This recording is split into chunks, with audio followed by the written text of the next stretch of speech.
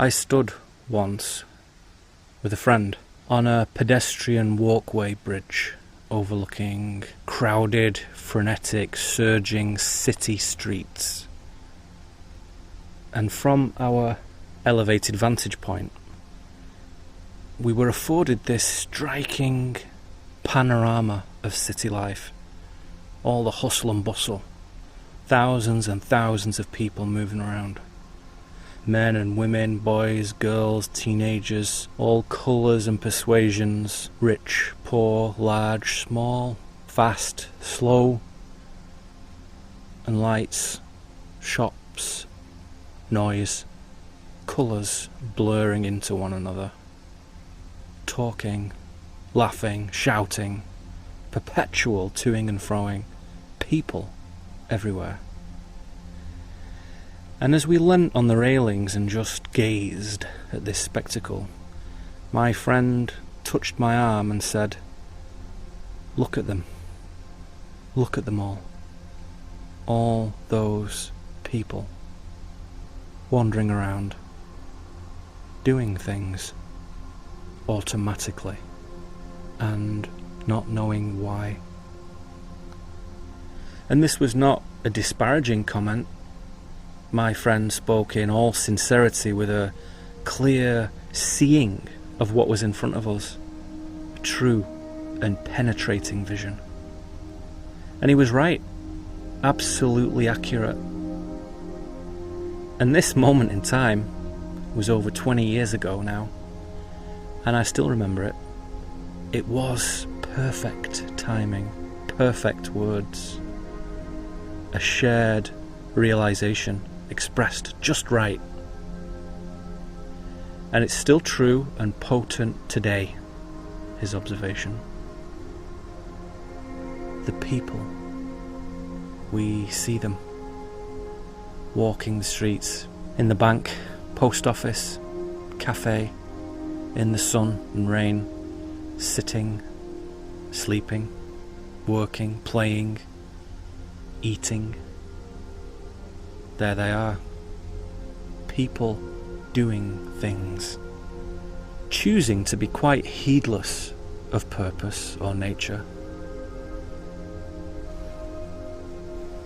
emphatically disconnecting themselves, sleepwalking, or as old Alfred Lord Tennyson described them, as a savage race that hoard and sleep and feed and know not me. There's no condescension here, no conceit. This is not what we're doing here at all. No belly aching, no superiority.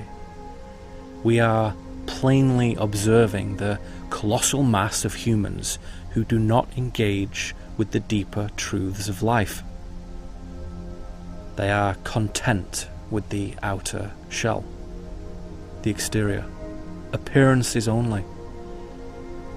People who demonstrate no natural impulse to explore the authentic nature of things. Neither things inside themselves nor in what is around them in the living world. They resolve in themselves not to move upon the deep rivers of wisdom. And anyone who has even the slightest of metaphysical force within them will know of what I speak when we consider this clear majority who embrace such self-concealment. You know what I mean. And as time has passed, other insightful observations have come on this subject to me. Some from my own vision and instinct, some from friends and teachers, and other insights from elsewhere, unknown transmissions, mysterious. Long ago, a wise elder was speaking to me about the majority, the unwilling, and he said this: they're all babies. They might be 30 or 50 or 80 years of age and appear all grown up, And they have families and cars and houses and insurance. And they wear suits and ties, and have dresses, handbags. But when you get close, when you really look at what is present, they are babies. Immature, fragile, susceptible, unripe, easily frightened. No impulse for deep things. Babies follow strong voices, good or bad. They follow trends. They watch, read, listen, eat what they are told. They are babies. Remember that. Makes life more understandable. There is some big truth in that for sure. And you've probably asked yourself another question too. Why is it that the willing, those who do look into the nature of things, are such an infinitesimally small minority? Why? Why? Why always the microscopic, marginal few?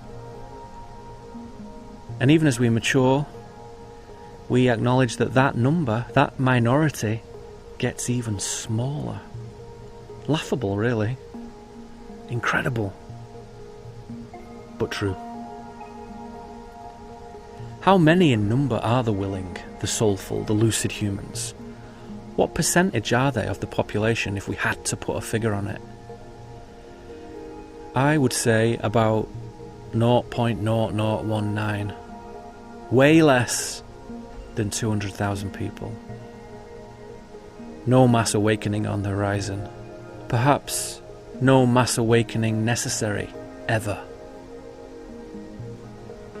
A small number of the redeemed. A further question. Are these few people preordained in their destiny?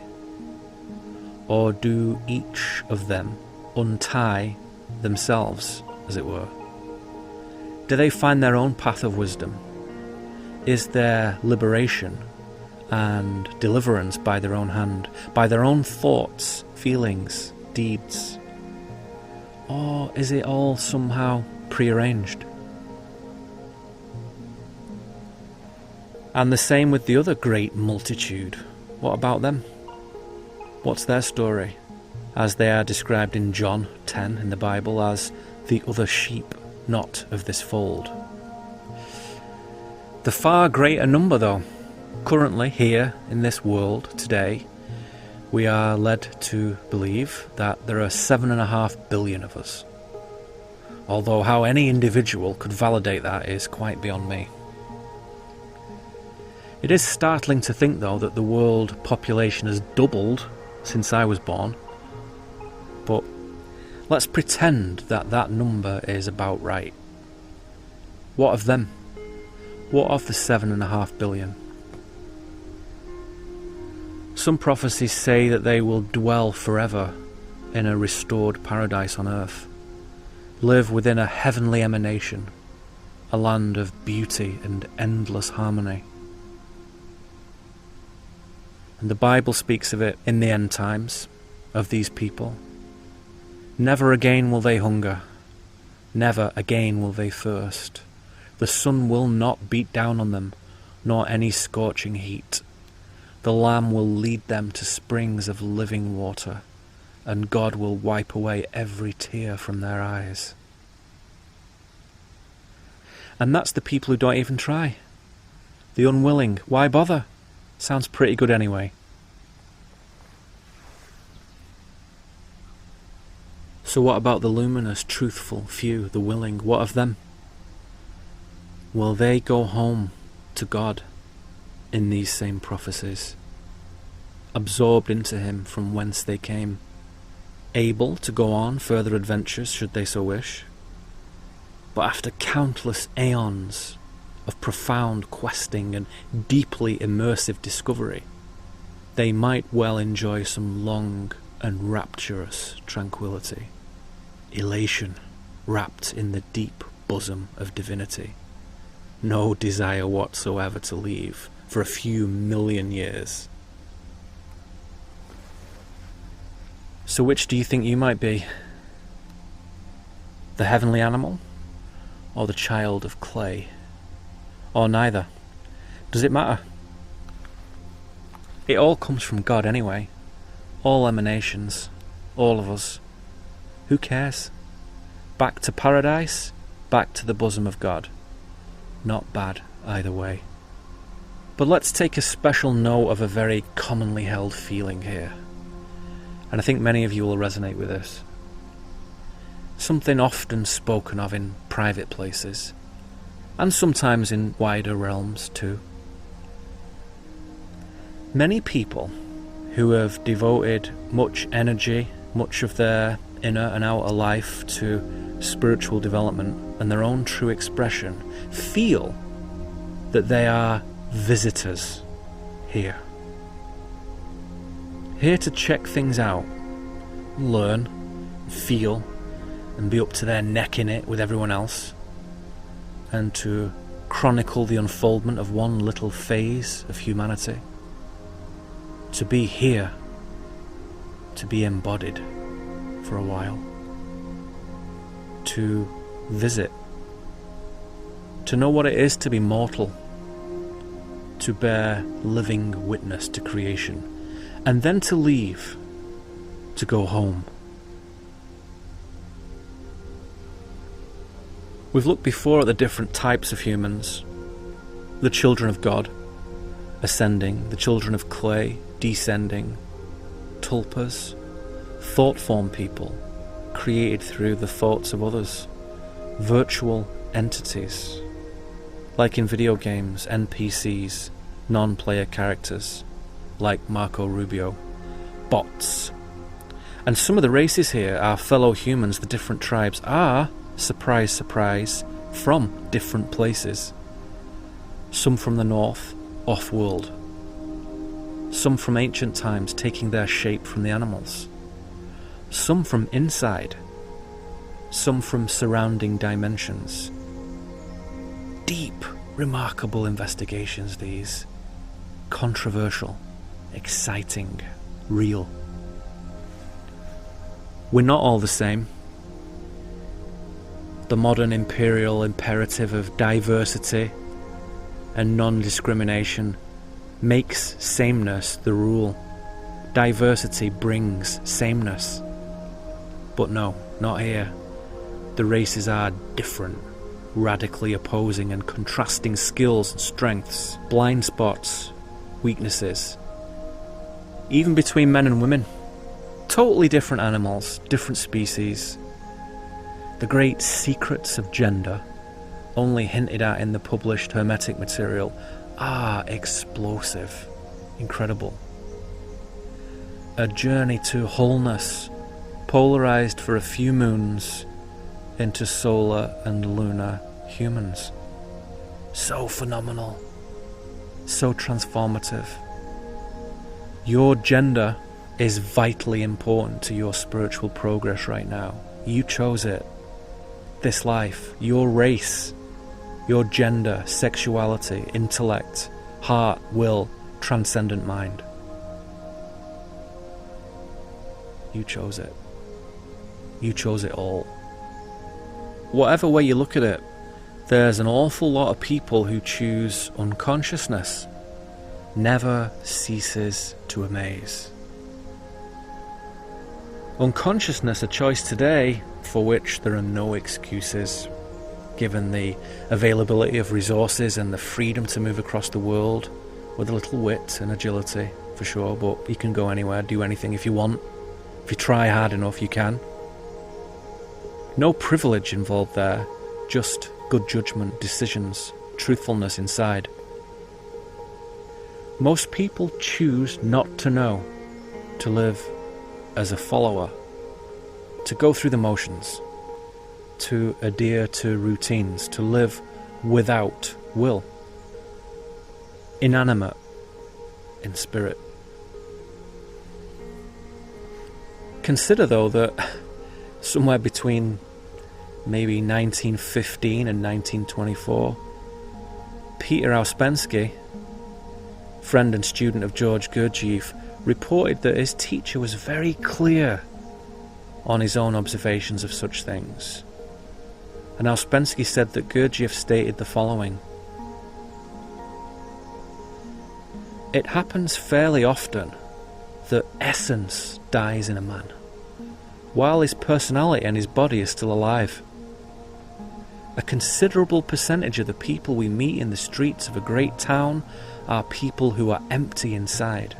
That is, they are actually already dead.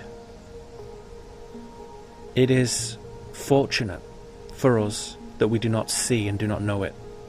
If we knew what number of people are actually dead, and what a number of these dead people govern our lives, we should go mad with horror."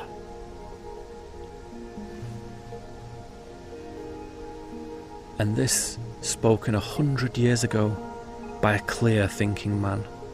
Imperfect, divisive, but with remarkable insight, deep focus, deep wisdom. Relevant and potent to this day. Like Castaneda, like Steiner, like Watts, or even Crowley for that matter. Crowley, as I can't still help calling him. Alistair Crowley, though. I've heard him say it himself on an old wax recording before it was destroyed. So, there we were, my friend and I, overlooking the crowds. The people doing things. Doing things they don't even really want to. They don't even really like. Things that they have convinced themselves are somehow necessary. They feel they have to do them. No alternative.